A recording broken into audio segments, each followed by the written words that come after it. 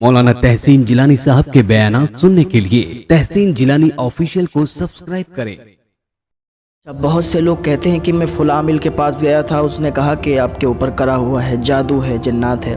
देखिए, जादू जो है होता है और इंसान करवा भी देता है, लेकिन जो करवाते हैं उनका हाल बहुत ही बुरा होगा। जादू कई किस्म के होते हैं। जो सबसे ज़्यादा ताकतवर जादू होता है वो भानुमती का जादू कहा जाता है। एक काली माता का भी जादू कहा जाता है। जादू बहरहाल बहुत तरीके के होते हैं, लेकिन जो भानुमती का जादू है वो 70 पुतलियों का होता है। आपने देखा होगा, पुतली होती हैं, पुतले के नुमा बनी हुई होती हैं, उसमें वो लोग सुई चुभोते हैं, उसके ऊपर नींबू काटते हैं, जो भी करते हैं वो अपना बहुत गलत काम करते हैं और वो बहुत ही गंदा जादू होता है, क्योंकि सिपली आमिल होते हैं उसके। और वो उसको कहते हैं, जो लोग जितनी ज़्यादा गंदगी करते हैं, जितनी ज़्यादा गंदगी खाते हैं, उतना ही ज़्यादा उनका जादू मजबूत होता है। बहरहाल तो उस जादू में 70 पुतली होती हैं। उसका इतना पावर होता है कि जो भानुमती का जादू है उसमें 70 पुतलियों का ये राज है कि अगर यहाँ बैठकर और वो कहीं का भी जादू करे तो कर सकता है, किसी पर भी कर सकता है, लेकिन उसके लिए शर्त ये है या तो नाखून हो, या तो बाल मिल जाएं, या तो जिस पर कर रहा है उससे रिलेशन में जो भी चीज़ है कुछ ना कुछ मिल जाए। ये तो हो गया भानुमती का जादू। लेकिन जो काली माता का जादू कहा जाता है उसमें 30 पुतलियाँ होती हैं। वो यहाँ बैठकर इंसान उतनी दूर तक कर सकता है जितनी दूर बीच में नदी नाला ना पड़ जाए।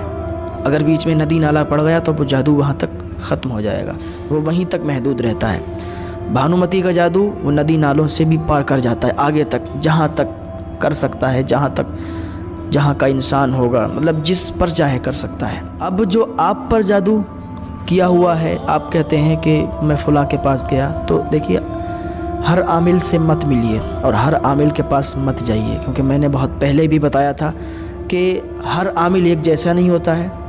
बहुत से आमिल लूटने के लिए बैठे हैं, जो लोगों को लूटते हैं। बहुत से आमिल ऐसे होते हैं जो बाकी काम करके देते हैं और उनसे पैसा भी नहीं लेते हैं ज़्यादा, समझ रहे हैं, जिनका जितना उनका काम होता है उतना ही पैसा लेते हैं। अगर आपके ऊपर जादू है, आपके कारोबार बंद हैं, ठप हैं, आपको ऐसा लगता है कि कोई बंदिश है, तो किसी आमिल के पास मत जाओ। सबसे पहले आप नमाज के आदी बन जाओ, 5 टाइम की नमाज़ पढ़ने लगो। जब नमाज पंजगाना आप अदा करने लगो, एक वजीफ़ा कर लेना। इतना आसान वजीफ़ा है और इतना ताकतवर वजीफ़ा है कि अगर उस वजीफ़े को आपने कर लिया तो किसी आमिल के पास जाने की ज़रूरत नहीं होगी।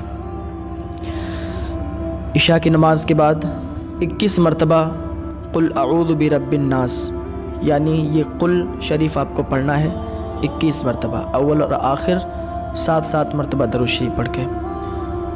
दूसरी चीज़ ये है कि फिर 100 मरतबा अस्तग़फिरुल्लाह ताला रब्बी मिन कुल्ली ज़ंबिन व अतूबु इलैह, ये वजीफ़ा करना है। इसको भी 7-7 मरतबा अव्वल और आखिर दरूद शरीफ पढ़ना है।